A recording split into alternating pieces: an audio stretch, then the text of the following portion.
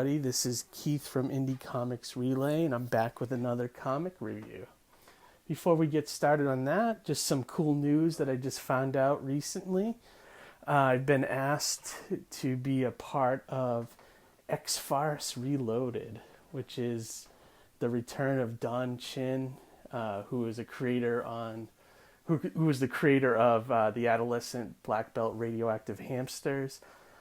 He's going to be doing an Indiegogo very soon to bring back X-Farce in like a 48-page one-shot. And he was gracious enough to bring me, Ian, and Anton aboard. We're going to be making fun of the recent X-Men storyline, House of X and Powers of X. So more on that once I find out more details. But yeah, you can sign up for the Indiegogo now. It's not live yet, but they are taking pre-sign-ups. And just for signing up and purchasing, you'll get a free trading card. So it's worth it. So check that out. I'll put a link in the show notes. On Johnny's side, I think his promo for the free to read his books for free is ended. But you can check him out on Global Comics, and there will be a link in the description. All right, so this week's review came to us from somebody who's been watching the channel and reached out to us to see if we would review their book. The book is called The Bite of Brenna Barlow. And it's basically a fun vampire story. I guess the best explanation of the story is the synopsis from their Kickstarter, so I'm going to read that right now. They say this is the heartwarming tale of a telepathic blind vampire and her sarcastic dachshund, I think, or dachshund. Is that how you say it? I don't know. I'm horrible. Dachshund, I think, or dachshund, or you know, the long wiener dogs. Yeah, and that's that sentence there is sort of sums up the story pretty nicely without giving away spoilers.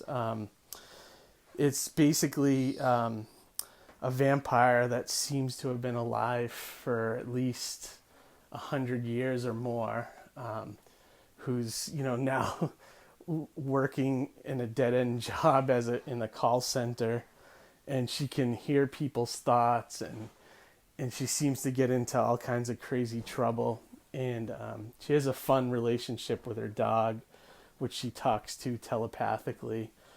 Yeah, it was a fun little story. I think I forgot to go over the creative team, but like the writer is Rob Stanley, artist is J.C. Grand, colors are by Blake Wilkie and Rebecca McConnell. Letters are Tobin Rassicot, and there's a cover by Gregory Woronchak. And I'm sure I butchered all those names, so just to let you know. Excuse me. The story. So the good on it. The art is definitely solid and above average for a indie book. So that definitely pluses on that. I thought the lettering was decent. The story was interesting and fun and not too heavy, not too light. And I felt like the character and the stories they could tell definitely had a lot of potential for more issues. I could see that definitely going as like a long-running storyline or series. And then the other thing is the character is very likable. Her and the dog, even though she's a vampire and does kill people, she's still kind of likable, which is nice. Sort of a hero, only kills bad people, kind of like, or bad vampires or bad creatures, kind of like Blade, I guess. I did have some issues with some of the stuff in the story, and I think this is just stuff that can be tweaked with future issues, or you kind of don't realize that she's blind for like a few pages. Like you see her with like a cane, but she doesn't really wear the the glasses that kind of show that the person's blind, or I don't know if that's like stereotypical now or not, but it took me a few pages to realize that's what it was. I mean, then when you see her eyes, then you realize like they had the little gray in it, but it was hard to tell because she's a vampire, I think that could have been fleshed out a little better. Same thing with the mind reading stuff. Like, it kind of happens early on, and you're not really made clear on that's what her powers is, and that's what she's doing. I think that it also needs to be a little more, or a better explanation on, like, because she hears like a kid's thoughts, and it's like, it makes you wonder if it's like, how did she hear her thoughts over everybody around her? Like, I don't know if it's just a specific thing that she can hear people in trouble, or that's all kind of stuff that I think could be fleshed out a little stronger, especially in a first issue. But overall, this was a solid book. I would give it a recommend. I enjoyed it.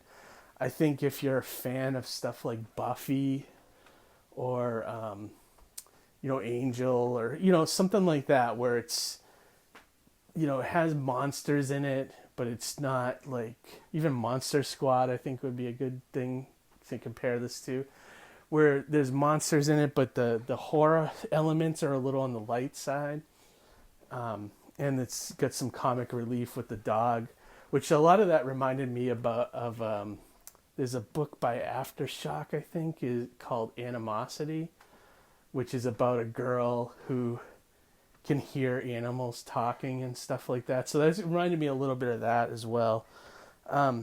So if that sounds like it's something that you would like, I think you should definitely give this book a look. I'll put a link in the video description on where you can get a copy of that. And just, support these guys. If like I said, if that's something you like, definitely check it out. So that's it for this week's review. We'll be back, I believe, next Wednesday with a new guest. I don't know who's booked yet. I can't remember. I can never remember these things. So, but we'll be back. And, we have Roy Thomas coming up, but I just found out today that the date and time is changing. So I'll be posting about that. I will also add that in the video as well. So definitely check that out. All right, guys. Thanks for tuning in. As always, subscribe, help us grow, and we'll see you next week. All right. Take it easy. Bye.